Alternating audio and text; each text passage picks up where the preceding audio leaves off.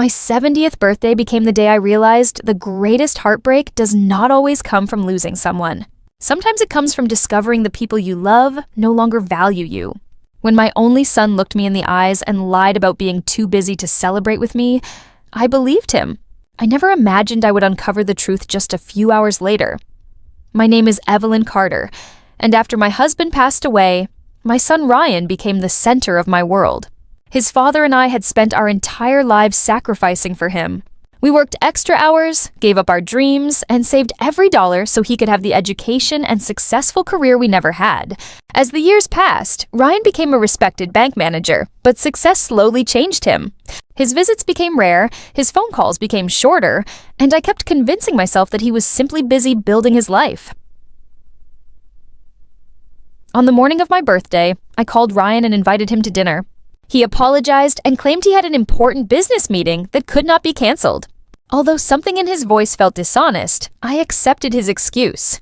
I decided I would not spend another birthday feeling sorry for myself. I dressed in my favorite navy dress, wore the pearl earrings my late husband had given me, and treated myself to dinner at the restaurant where we had celebrated so many happy memories together. Everything changed the moment I walked inside. Sitting near the window was Ryan, laughing with his wife, her wealthy mother, and the rest of their family. There was no business meeting. They were celebrating his wife's birthday while I sat alone on the most important birthday of my life. I watched them exchange gifts, laugh together, and sing around a birthday cake as if I no longer existed. Every sacrifice I had made for my son replayed in my mind, and for the first time, I realized I had become nothing more than an obligation. Instead of making a scene, I quietly sat at another table and thought about everything my husband and I had built together. Ryan believed he controlled our family finances because he managed the accounts after his father passed away. What he never knew was that I remained the legal owner of every investment and every dollar we had saved. With trembling hands but a steady heart, I opened my banking app and transferred the funds into accounts only I controlled. I canceled every authorization he depended on. It was not about revenge. It was about reclaiming the independence and respect I had slowly lost over the years. Before leaving the restaurant, I walked to their table. Ryan looked as though he had seen a ghost. His wife lowered her eyes while her mother stared at me with the same arrogance she had shown for years. Only my granddaughter Emma smiled warmly because she had no idea what had happened. Calmly, I wished everyone a pleasant evening before telling Ryan that I had taken back control of every family account. His confidence disappeared instantly as panic replaced the smile on his face. Later that night, Ryan rushed to my apartment demanding that I reverse everything. He insisted I was overreacting and claimed we could celebrate another day. I looked him in the eyes and explained that missing my birthday was never the real problem. The lie was, if he had simply been honest, I would have understood.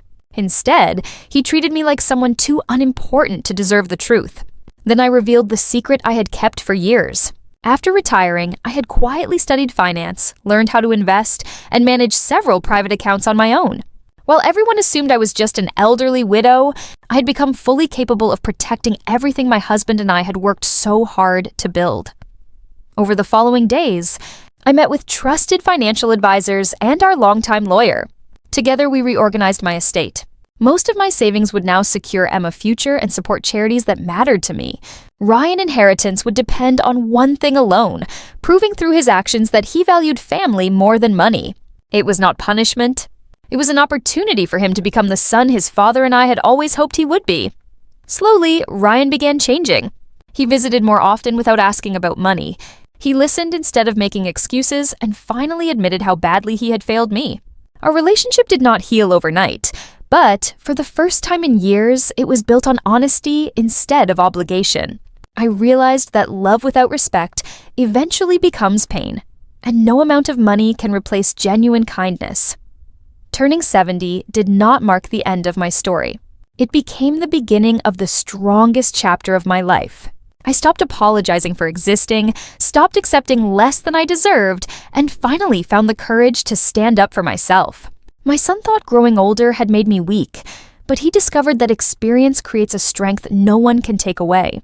Sometimes, the greatest gift you can give yourself is remembering your own worth, even when the people closest to you have forgotten it.